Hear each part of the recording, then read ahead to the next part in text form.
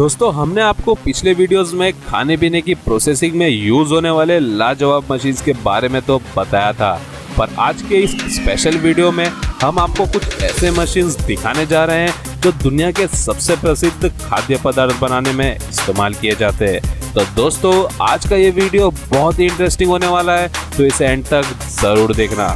Number 1 पे आता है पार्ले जी बिस्किट बनाने की मशीन। दोस्तों पार्ले जी बिस्किट तो आपने खाया ही होगा और वह कितना प्रसिद्ध है उसका तो अंदाजा आप लगा ही सकते हो, पर आप में से कई लोगों को पार्ले जी बिस्किट कैसे बनता है उसका अंदाजा नहीं होगा। तो चलिए हम उसे बनाने का प्रोसेस बताते हैं। तो दोस्तों सबसे पहले गेहूं का आटा और शुगर पाउडर के साथ तेल डालकर एक कंटेनर में मिक्स किया जाता है।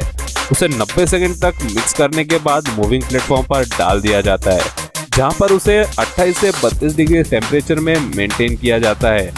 अब उसके बाद इंग्रेडिएंट्स को खांचे के रोटेटर में गुजारा जाता है, जहां पर उसे लाजवाब बिस्किट का आकार मिलता है। अब आकार मिलने के बाद उसे बेकिंग सेक्शन में 220 से 240 डिग्री सेल्सियस में बेक किया जाता है, जिससे कि बिस्किट को ब्राउन कलर मिल जाता है। अब उन्हें 7 से 8 मिनट तक नेचुरली ठंडा होने के लिए रख दिया जाता है और फिर पैक करके आपकी नज़दीकी दुकानों पर भेज दिया जाता है। दोस्तों आपको मैं बता दूं कि पार्ले जी के एक कंपनी में एक वर्ष में जितना भी बिस्किट बनता है, अगर उन सब बिस्किट्स को दुनिया भर में बांटे तो हर एक व्यक्ति के हिस्से में 25-25 बिस्किट्स आएंगी। अगले नंबर पे आता है नूडल्स बनाने की मशीन। दोस्तों नूडल्स एक ऐसा खाद्य पदार्थ बन चुका है कि अगर मैं पूरे हिंदुस्तान की बात करूं तो उसमें मौजूद हर एक परिवार के कम से कम 2 सदस्य तो इसका सेवन लेते होंगे। तो चलिए जानते हैं कि कैसे मशीन द्वारा यह प्रसिद्ध खाद्य पदार्थ बनाया जाता है। सबसे पहले सब इंग्रेडिएंट्स को मिक्स करके उन्हें एक थिक लेयर में तब्दील किया जाता है, जिसके बाद उन्हें एक पैक्ड मशीन में हीटिंग के लिए डाल दिया जाता है, जिससे कि वो कड़क हो जाते हैं। अब हीट करने के बाद बस उन्हें चंद मिनटों के लिए नेचुरली ठंडा होने के लिए रख दिया जाता है। अब उन्हें लगातार 3 मशीन से एक के बाद एक कर गुजारा जाता है, जहां वो कड़क लेयर को नूडल्स का शेप मिलता है। अब वो मशीन से निकलने के बाद थोड़ी ही दूरी में रोलर रखा हुआ होता है, जिससे कि वह एक लेयर कई भागों में तब्दील हो जाते हैं। अब उन्हें वापस से बेक करके नेचुरली कूल होने के लिए रख दिया जाता है और एक बार फिर बेक किया जाता है। दोस्तों कई बार बेकिंग और कूलिंग इसलिए कर रहे हैं ताकि इंग्रेडिएंट्स जले ना।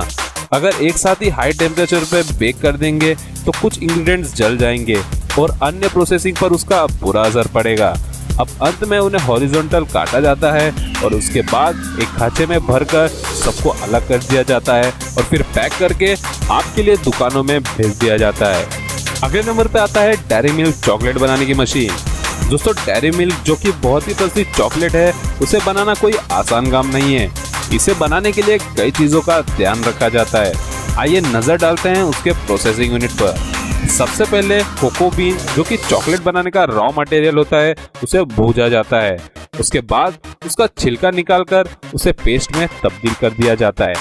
अब डेयरी प्रोडक्ट्स, शुगर जैसे अन्य इंग्रेडिएंट्स डालकर उसे मिक्सर में मिक्स किया जाता है और फिर पतलापन के लिए रोलर में डाल दिया जाता है। अब चॉकलेट बार का प्लास्टिक का खांचा लिया जाता है और उसमें वह चॉकलेट डाला जाता है। अब उसे वाइब्रेशन पैनल में भेज दिया जाता है, जिसकी मदद से मेल्टेड चॉकलेट के अंदर मौजूद एयर बबल निकाल दिया जाता है। अब उसे 8 डिग्री सेल्सियस में 20 से 40 मिनट तक मोल्ड किया जाता है और फिर चॉकलेट को खांचे से निकाल दिया जाता है और फिर पैक करके आपके नज़दीकी चॉकलेट शॉप में भेज दिया जाता है। अगले नंबर पे आता है पोटैटो चिप्स बनाने की मशीन। दोस्तों पोटैटो चिप्स खाना किसे नहीं पसंद। आज के समय कई इंडस्ट्रीज पोटैटो चिप्स बनाती है, तो चलिए जानते हैं थोड़ा डिटेल में कि ये कंपनी आखिर कैसे इतना लाजवाब चिप्स बनाती है। तो सबसे पहले आलू को धोकर एक मूविंग प्लेटफॉर्म पर रख दिया जाता है। अच्छे से साफ हुए आलूओं को एक बड़े से मशीन में डाला जाता है, जहां पर स्टीम की मदद से उनका छिलका निकाला जाता है। अब वो सब आलूओं को एक रोटेटिंग नाइफ के मशीन में डाला जाता है, जो आलूओं को काटने का कार्य करते हैं। अब कटे हुए आलूओं को फ्राई किया जाता है और फिर उस टुकड़ों पर फ्लेवर्ड इंग्रेडिएंट्स स्प्रे किया जाता है। अब उन्हें एक हीटिंग सिस्टम में गुजारा जाता है, जिसकी मदद से फ्लेवर्ड इंग्रेडिएंट्स अच्छे से स्लाइस के साथ मिक्सअप हो जाते हैं। अब उन्हें एक कूलिंग सिस्टम में गुजारा जाता है। दोस्तों कूलिंग सिस्टम इस्तेमाल इसीलिए किया जाता है ताकि अगर गर्म चिप्स डायरेक्ट पैक कर दे तो वो खराब हो जाएगा।